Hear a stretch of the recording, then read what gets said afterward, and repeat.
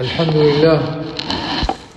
لله الذي جعل من آياته خلق الأزواج لنسكن إليها وجعل بيننا مودة ورحمة، وأشهد أن لا إله إلا الله وحده لا شريك له، وأشهد أن محمدًا عبده ورسوله صلى الله عليه وعلى آله وصحبه وسلم تسليمًا كثيرًا. يا أيها الذين آمنوا اتقوا الله حق تقاته ولا تموتن إلا وأنتم مسلمون. يا أيها الناس اتقوا ربكم الذي خلقكم من نفس واحدة وخلق منها زوجها وبث منهما رجالا كثيرا ونساء، واتقوا الله الذي تساءلون به والأرحام إن الله كان عليكم رقيبا. أما بعد، أيها الإخوة الكرام، الزواج هو اللبنة الأولى لتكوين الأسرة وإنجاب الذرية، ولا أسرة بدون زواج، كما أنه سبب لتحقيق العفة وصمام أمان ضد انتشار الفواحش في المجتمع، وما فتئ أعداء الطهر والعفاف وأعداء الفطرة والملة والدين من الذين يحبون شيوع الفاحشة في الذين آمنوا، ما فتئوا ينشرون عبر وسائلهم المختلفة قيم الرذيلة والفساد، ويحاربون ويخلقون العراقيل أمام قيم الطهر والعفاف، ومنها الزواج. أيها الإخوة الكرام، كلامنا اليوم عن عزوف الشباب عن الزواج. ولو تكلمنا عن الزواج وأهمية الزواج وأنه سكينة وفطرة وسنة وبقاء نسل البشرية في هذا الأرض لطال بنا المقام، فلعلي أيها الإخوة أدخل في الموضوع وأبين بعض تلك الأسباب التي لو سألنا أي واحد منكم لربما كان عنده من الأسباب أكثر مما ذكرته أنا، لكن لعلنا حينما نذكره هنا أن نشجع على إضمحلال تلك الأسباب، عن زوالها، على الأقل على قلتها أو تقليلها. قال الله عز وجل: ومن آياته أن خلق لكم من أنفسكم أزواجا لتسكنوا إليها وجعل بينكم مودة ورحمة إن في ذلك لآيات لقوم يتفكرون.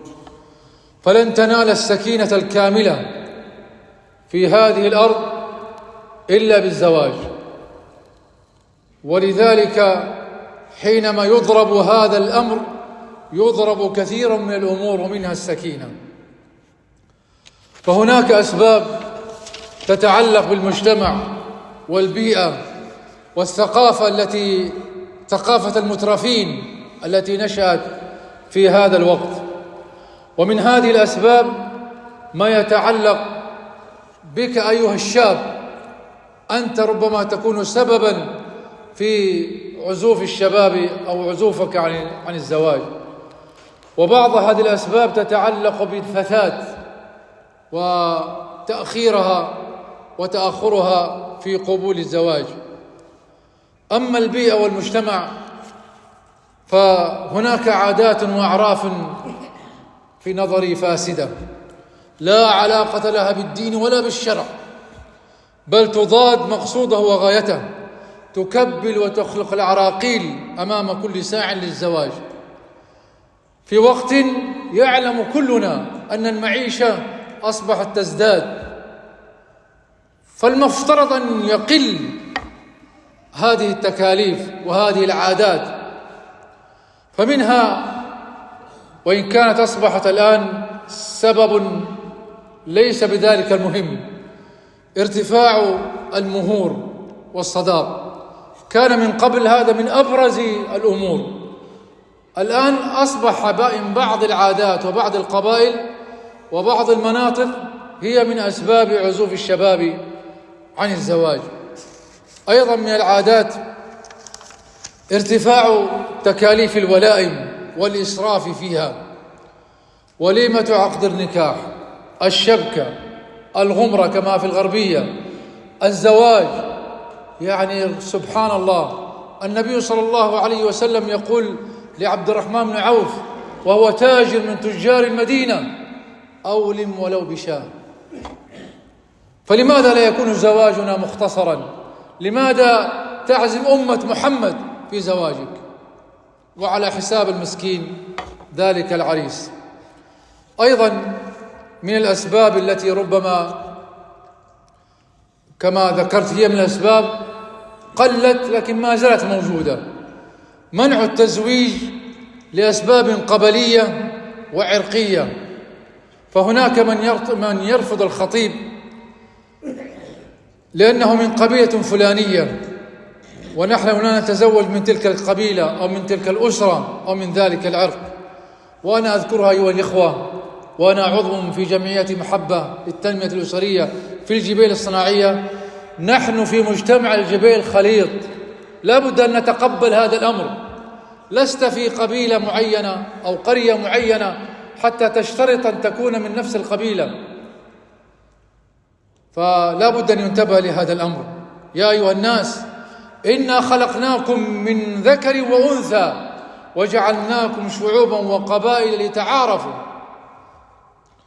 أيضا من الأسباب، وهذا سبب جوهري أعتبره من الذي يصد الشاب ويجعله يعزف عن الزواج: الكماليات الكثيرة التي أصبحت يصفها البعض هي ضروريات وليست بضروريات. فالهدايا، هدية في الوليمة، وهدية في الشبكة، وهدية في الزواج، جهاز العروس، تكاليف الوليمة، غيرها وغيرها من الأمور التي لو حسبتها لأصبح المهر قليلا بالنسبة إليها. وأنا رأيت قائمة المهر 40 أو 50، والتكاليف ربما يصل إلى 100 أو 200 ألف. لماذا؟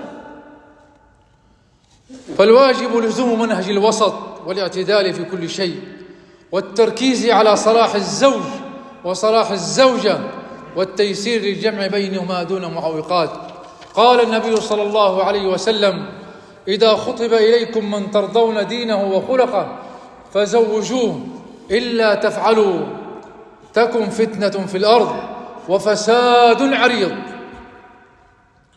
أيضا من الأسباب التي نشأت في هذا العصر طول مدة الدراسة ورفع سن الزواج، فالفتى أو الفتاة يحرص على استكمال الدراسة والحصول على الشهادات، ويعتبر الزواج حائلا دون تحقيق هذه الغايات. والأمثلة التي تحصل تدل على عكس ذلك. فيستطيع الإنسان يتزوج إذا كانت كما ذكرنا القضايا قليلة وميسرة وهو في الدراسة وليس هناك تعارض. أيضا ربما من الأسباب أيضا التي تتعلق بالثقافة والعادات والمجتمع هي البطالة، أو أيضا قلة الراتب. هذه أيضا تجعل البعض حينما يرى تلك التكاليف يعزف عن الزواج. أيضا من موانع الزواج لدى الشباب، تكلمنا عن قضايا اجتماعية، لكن أنظر إليك أيها الشاب: التهرب من تحمل المسؤولية وما يتبع ذلك من الحقوق والواجبات المتعلقة برب الأسرة، وخصوصا عند سماعهم لشكوى متزوجين من كثرة النفقات. ويرى البعض أن الزواج تقييدا للحرية. ماذا تريد من الدنيا هذه إذا لم تكن عندك مسؤولية؟ هل تكون سبهللة؟ أنت كلفت: إني جاعل في الأرض خليفة يعمر الأرض بالنسل وغيره، ثم يقول: لا أريد أن أكون حرا. وهذه الحرية لها تكاليف باهظة وعواقب وخيمة. تلكم أيها الإخوة بعض موانع الزواج لدى الشباب. هناك موانع أيضا بالنسبة للفتيات، فمن ذلك الرغبة في إكمال الدراسة، وأصبحت الدراسة كأنها الأمر الذي لا يستغنى عنه. فكم من فتاة تقدم لها خطاب أكفاء الواحد تلو الآخر، ثم تردهم بحجة الانتهاء من دراستها ونيل شهادتها، ثم إذا انتهت ما تمنت تقدمت بها السنون ولم يعد يطرق بابها أحد، ففاتها الزواج وسعادة الحياة مع زوج وأولاد. والبعض منهن يحرصن أن تكون موظفة، فأيضا تزيد المشكلة بالله. وقد كانت في تلك المدة يتقدمون إليها الخطاب وأصحاب الدين وأصحاب الكفاءة، لكن ترفضهم. هناك سبب أيضا أيها الإخوة يتعلق بالآباء. أيها الآباء، امرأة مرض أبوها فذهبت إلى المستشفى وأبوها في النزع الأخير، فقالت: يا أبي قل آمين. قال: آمين. قال: قل آمين. قال: آمين. قالت: الله يحرمك الجنة كما حرمتني الزواج. كان يرد الخطاب بدون سبب، طمعا في راتبها، كانت مدرسة. فالعضل أيها الإخوة محرم وظلم من الآباء للبنات، فاشتراطاتهم التعجيزية أو النظرة الدونية بسبب التفاوت الاجتماعي أو المناطقي، أو ربما منعها من الزواج لشدة حبه أو لشدة كرهه، وكلا الأبوين ظالم، وربما أب أهلكته دعوة ابنته المظلومة. وكما ذكرت: إذا أتاكم من ترضون خلقه ودينه فزوجوه. فالتشدد والعضل يؤدي إلى مفاسد عظيمة على الفرد والمجتمع. بعد هذا الاستعراض أيها الإخوة اليسير لبعض الأسباب التي حالت دون زواج شبابنا وفتياتنا، نلفت عناية مجتمعنا وولاة أمورنا وشبابنا إلى أن العزوف عن الزواج آثار سيئة على الشباب والمجتمع. فمن آثارها على الشباب إصابتهم بالأمراض النفسية وسوء الخلق، فكم من فتاة أو شاب أصيب بذلك بسبب تأخر الزواج. ومن آثار العزوف عن الزواج على الشباب الذهاب إلى الحرام، وأصبح للأسف أسهل في التخاطب والاحتكاك بالجنس الآخر ومعاقرة الفاحشة. فالشهوة المتأججة إذا لم تجد الحلال اتجهت نحو منعطف الفواحش ما لم يكن لديها خوف من الله عز وجل. وأما آثار العزوف عن الزواج على المجتمع فهو ذهاب الأمان على الأعراض، والخوف على البنات والأبناء من صيالة الذئاب المفترسة، ومن ثم يفشو الفساد الذي يؤدي بزوال بنزول العواقب السماوية. قال صلى الله عليه وسلم: إذا ظهر الزنا والربا في قرية فقد أحلوا بأنفسهم عذاب الله. رواه الحاكم. نسأل الله عز وجل أن يحفظ شبابنا بالعفاف، وأن يمنع عنهم طرق التفلت والانحراف، وأن يعيننا على تسهيل الزواج على بناتنا وأبنائنا. أقول قولي هذا وأستغفر الله لي ولكم ولسائر المسلمين من كل ذنب فاستغفروه إنه هو الغفور الرحيم.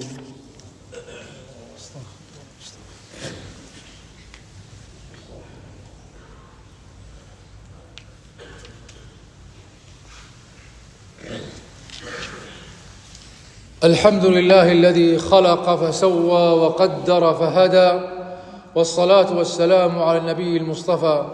اللهم صل على محمد وعلى آل محمد كما صليت على إبراهيم وعلى آل إبراهيم إنك حميد مجيد. أما بعد، أيها الإخوة، إن للآباء العقلاء والمربين النبلاء والجهات المعنية دور اتجاه هذه الظاهرة، ظاهرة عزوف الشباب، فينبغي أن يقوموا بها حتى يقللوا من حجم هذه الظاهرة المفزعة عبر نصائحهم الترغيبية. وتلك النصائح المضيئة لا تقتصر في مكان واحد، بل تكون في البيوت والمساجد والخطب والمدارس والجامعات ووسائل الإعلام والتواصل الاجتماعي وغيرها. قال صلى الله عليه وسلم: يا معشر الشباب، من استطاع منكم الباءة فليتزوج، فإنه أغض للبصر وأحصن للفرج، ومن لم يستطع فعليه بالصوم فإن له وجاء.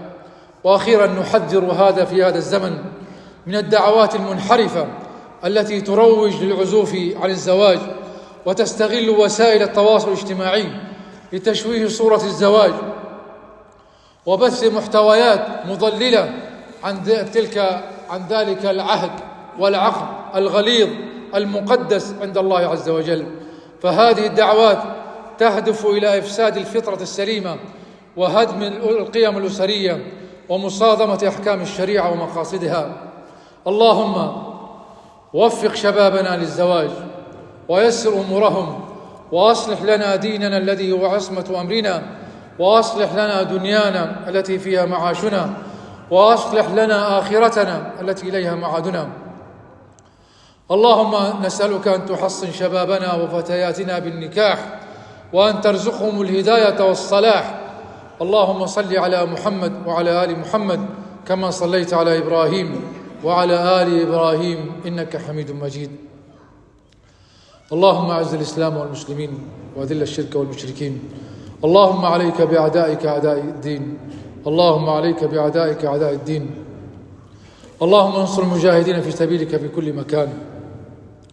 اللهم آمنا في أوطاننا، وأصلح أئمتنا وولاة أمورنا، وارزقهم البطانة الصالحة الناصحة يا رب العالمين. ربنا آتنا في الدنيا حسنة وفي الآخرة حسنة وقنا عذاب النار. اللهم كن لإخواننا المستضعفين في كل مكان. اللهم إن إخواننا في فلسطين وفي غزة قد أصابهم الجوع والبرد، اللهم أكسر عنهم البرد، اللهم أكسر عنهم الجوع، اللهم تول أمرهم يا رب العالمين، وعليك بعدوهم، اللهم عليك بعدوهم يا رب العالمين. إن الله يأمر بالعدل والإحسان وإيتاء ذي القربى وينهى عن الفحشاء والمنكر والبغي يعظكم لعلكم تذكرون. فاذكروا الله يذكركم واشكروه على نعمه يزدكم ولذكر الله أكبر والله يعلم ما تصنعون.